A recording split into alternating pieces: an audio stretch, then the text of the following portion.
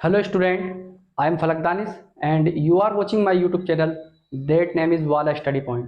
Friends, सबसे पहले मैं आप सभी से क्षमा चाहता हूँ कि मैंने काफ़ी दिनों से वीडियो अपलोड नहीं की क्योंकि मैं एक किसी कार्य में लगे होने के कारण मुझे वक्त नहीं मिल पा रहा था जिससे कि मैं वीडियो को शूट कर सकूँ और वीडियो अपलोड कर सकूँ। चलिए आज मैं एक नया टॉपिक लेके आपके सामने उपस्थित हुआ हूँ। अगर एक चीज़ और मैं कहना चाहूँगा, अगर आपने अभी तक मेरे चैनल को सब्सक्राइब नहीं किया तो प्लीज़ चैनल को सब्सक्राइब कर लें और वीडियो को फुल वॉच करें, तभी आप कंटेंट को अच्छे से समझ सकते हैं। स्किप करके ना देखें और अपने फ्रेंड्स को भी इसको शेयर करें ज़्यादा से ज़्यादा ताकि वो भी नॉलेज ले सकें। और वीडियोज़ में जो आपको कमी महसूस हो रही हो, कोई भी कमी नज़र आ रही हो तो प्लीज़ मुझको कमेंट करके बताएं कि ये कमी नज़र आई है हमें। चलते हैं अपने टॉपिक की ओर बिना किसी वक्त को ज़ाया किए। आज का टॉपिक हमारा है सौर मंडल। आज हम जानेंगे अपने सौर मंडल के बारे में। जैसा कि आपको पता है कि मैं किसी भी टॉपिक को कवर कराने से पहले थोड़ा उसका बैकग्राउंड बताता हूँ। तो सौर मंडल को बताने से पहले आपको थोड़ा मैं समझाना चाहूँगा ब्रह्मांड के बारे में। सबसे पहले क्या बताऊँगा मैं, ब्रह्मांड में इधर मेंशन कर देता हूँ। इसको बोलते हैं इंग्लिश में यूनिवर्स। क्या बोलते हैं इसको? यूनिवर्स। ब्रह्मांड क्या होता है? देखो, जो कुछ भी हमें अपनी इस आंखों से नजर आ रहा है खुले ब्रह्मांड में, वो सब चीजें मिला के क्या बनाती है? एक ब्रह्मांड बनाती है। जो चीजें भी हमें नजर आ रही हैं वो सब क्या है? ब्रह्मांड मिलके बनता है उनसे। जैसे हमें क्या क्या नजर आते हैं, रात्रि को हम देखते हैं कि आकाश में टिमटिमाते हुए हमें तारे नजर आते हैं। तो बहुत सारे तारे, प्लैनेट्स, सैटेलाइट, तारे, ग्रह, उपग्रह, क्षुब्ध ग्रह, बौने ग्रह, ये सारे उल्का पिंड, ये सब सम्मिलित रूप से मिलकर क्या बनाते हैं? पूरा ब्रह्मांड बनाते हैं। तो सबसे बड़ा क्या है? ब्रह्मांड है। सबसे बड़ा है ब्रह्मांड। इस ब्रह्मांड में बहुत सारी हमारी गैलेक्सीज हैं। बहुत सारी गैलेक्सी है। गैलेक्सी किसे कहते हैं? तारों के समूह को। जब बहुत सारे तारे आपस में एक साथ होते हैं तो उसे बोलते हैं हम गैलेक्सी। तो इस ब्रह्मांड में हमारी लगभग 100 अरब गैलेक्सी है और हर एक गैलेक्सी में लगभग 100 अरब तारे हैं। तो अब हम सोच भी नहीं सकते कि हमारा ब्रह्मांड कितना बड़ा है। हमारा माइंड इसको ऑब्जर्व भी नहीं कर सकता, सोच भी नहीं सकता हम वहां तक हम कि ये ब्रह्मांड कितना बड़ा है। हमारे ब्रह्मांड में 100 अरब, हमारी गैलेक्सी में 100 अरब तारे हैं और पूरे ब्रह्मांड में लगभग 100 अरब गैलेक्सी हैं। तो कितना बड़ा ब्रह्मांड हुआ। तो सबसे बड़ा हमारा ब्रह्मांड, ब्रह्मांड के बाद होता है गैलेक्सी, गैलेक्सी के बाद होते हैं तारे और हर एक तारे का अपना एक मंडल होता है, सौर मंडल। अब बात करेंगे सौर मंडल किसे कहते हैं। जब किसी तारे के चारों तरफ कुछ आकाशीय पिंड परिक्रमा करते हैं, चक्कर लगाते हैं गुरुत्वाकर्षण के कारण, तो वो मिलकर क्या बनाते हैं? पूरा एक मंडल बनाते हैं, एक फैमिली बनती है उनसे। उसी को बोलते हैं हम फैमिली या सौर मंडल। इसी तरह से हमारी जो गैलेक्सी है उस गैलेक्सी का नाम है हमारी मिल्की वे। हमारी गैलेक्सी का नाम है मिल्की वे। ठीक है। तो इस मिल्की वे गैलेक्सी में एक तारा है जो हमारे पृथ्वी के सबसे नजदीक है, मतलब जो बोलते हैं हम सूरज। क्या है वो? सूर्य। तो इस सूर्य के चारों तरफ बहुत सारे ग्रह, बहुत सारे उपग्रह और क्षुब्ध ग्रह, उल्कापिंड आपस में सब इसके साथ इर्द गिर्द घूमते हैं और ये सब मिलके क्या बनाते हैं? एक सौर मंडल बनाते हैं। उम्मीद है आपको समझ आया होगा। तो सौर मंडल में हम अपने सौर मंडल को जानेंगे अब। हालांकि ये ब्रह्मांड टॉपिक बहुत बड़ा है, इसको अलग से डिटेल से कभी कवर कराएंगे आपको, लेकिन हमें यहाँ पे जानना है अपना सौर मंडल। तो हमारे सौर मंडल में क्या क्या है? देखो, हमारे सौर मंडल में मोस्टली ग्रह होते हैं। क्या है? ग्रह हैं, उपग्रह हैं, क्षुब्ध ग्रह हैं और कुछ धूमकेतु हैं, धूल के कण। ठीक है। तो ये सारे मिलके क्या बनाते हैं? एक सौर मंडल बनाते हैं। जिस तरह से हमारे परिवार होता है, परिवार का एक मुखिया होता है, एक मुखिया होता है। जैसे हमारे फादर या हमारी मदर हमारी फैमिली की मुखिया होती है, इसी तरह से ये जो एक परिवार आपको नजर आ रहा है पूरा आकाशीय पिंडों का, इसका मुखिया भी कौन है? सूर्य है। इसका मुख्य क्या है? सूर्य। तो कोई भी पता करे कि सौर मंडल का मुखिया कौन है?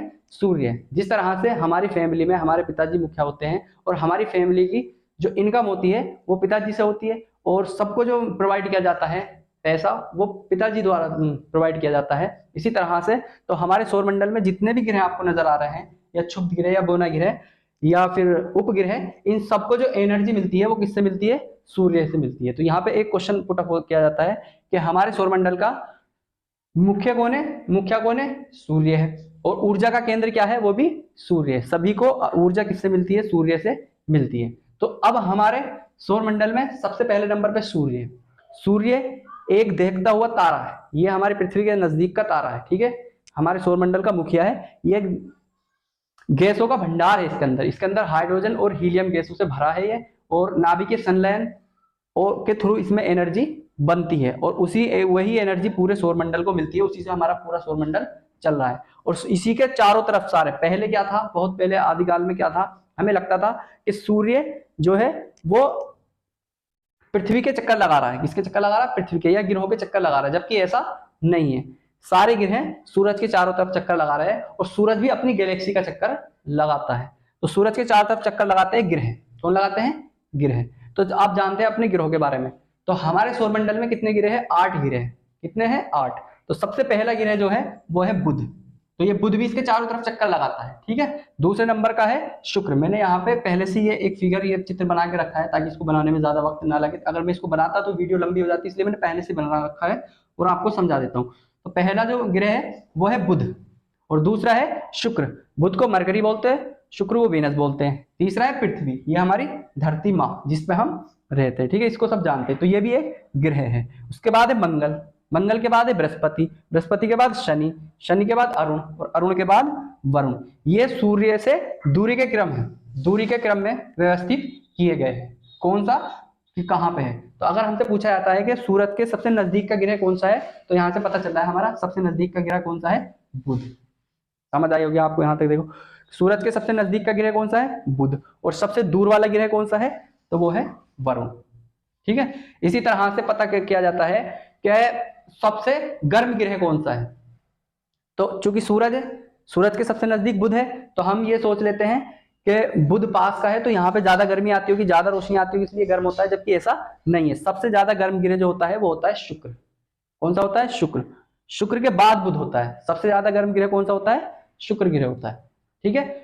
और सबसे पास का बुध हो गया, सबसे गर्म शुक्र हो गया और सबसे दूर का कौन सा हो गया? वरुण। अब देखो, ये पृथ्वी के सबसे नजदीक का ग्रह कौन सा है? पृथ्वी के सबसे नजदीक का ग्रह कौन सा है? शुक्र ग्रह है, ठीक है। तो ये फैक्ट मैं आपको बता रहा हूँ। ये अगर फिगर हमारे मस्तिष्क पे छा गया तो इसको हम, इससे आने वाले सारे क्वेश्चन को आसानी से सोल्व कर लेते हैं। तो सबसे पृथ्वी के सबसे नजदीक का ग्रह शुक्र ग्रह। इसे सांझ का तारा या भोर के तारे के नाम से भी हम जानते हैं। ये हमें नजर भी आता है, इसको हम तारा समझते हैं, जबकि तारा नहीं है। ये क्या है? शुक्र ग्रह होता है, जो सूर्य की रोशनी में चमकता है, हमारी पृथ्वी से चमकता हुआ नजर आता है, ठीक है। और तो तीसरे नंबर पे जो है हमारी, वो है पृथ्वी, ठीक है। पृथ्वी भी एक ग्रह है। और मैंने एक छोटा सा यहाँ पे मेंशन किया है, ये होता है मून। अभी आपको डिटेल से बताऊंगा थोड़ा इसके बारे में। इसके बाद है मंगल। तो मंगल को देखो लाल ग्रह के नाम से जाना जाता है। इस पे आयरन ऑक्साइड की मात्रा ज्यादा है, इसी कारण इसका रंग जो होता है लाल होता है, इसलिए इसको लाल ग्रह के नाम से भी जाना जाता है। और हमारी पृथ्वी पे चूंकि पानी की मात्रा ज्यादा है, 75% तक पानी है, तो इसलिए इसको नीले ग्रह के नाम से भी जाना जाता है, ठीक है। तो इसके बाद ग्रह है हमारा बृहस्पति। तो मैंने चूंकि आकार में भी थोड़ा मोटा बनाया ताकि हम समझ सके। तो क्वेश्चन पूछा जाता है कि हमारे सौरमंडल का सबसे बड़ा ग्रह कौन सा है? तो वो बृहस्पति है। सबसे बड़ा ग्रह कौन सा है? बृहस्पति, ठीक है। बृहस्पति के बाद, और इसी के सबसे ज्यादा उपग्रह भी हैं। और बृहस्पति के बाद शुरू होता है, बृहस्पति के बाद है शनि, ठीक है। तो शनि, बृहस्पति के बाद शनि, इसके बाद इसके हैं उपग्रह। मतलब सबसे ज्यादा किसके हैं? बृहस्पति के हैं। और दूसरे नंबर पे किसके हैं? शनि के हैं। और शनि में देखो एक विशेष प्रकार की आकृति मैंने दिखाई है, यहाँ पे देखो संरचना ये, ठीक है। ये इसके छल्ले हैं, ये धूल के कण और बर्फ के कण के ये इसके चारों तरफ रिंग से बने हैं। और जब सूरज की रोशनी इन पे पड़ती है तो ये चमकते हुए नजर आते हैं हमें, ठीक है। इसके बाद है अरुण और इसके बाद है वरुण। तो ये हमारा ब्रह्मांड में उपस्थित कुछ ग्रह थे। अब मैं बताना चाहूंगा कि ग्रह क्या होते हैं। सबसे पहले तो देखो, ग्रह किसे कहते हैं?